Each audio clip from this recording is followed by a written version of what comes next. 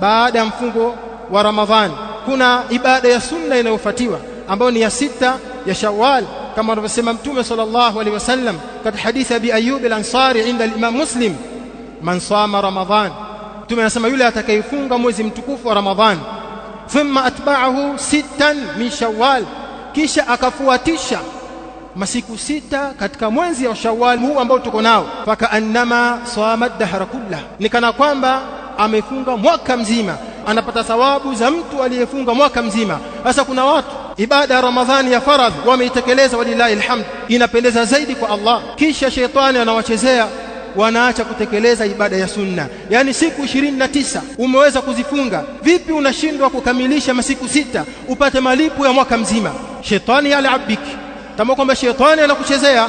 Usiridhike na jambo hili, kwa sababu swala za sunna na ibada zingine za sunna zina umuhimu mkubwa. Wa anta bihaji masatin ilaiha, wewe unazihitajia sana biashaddi masa ila hadhihi alibadati sunan, siku ambayo utakutana na Mola wako.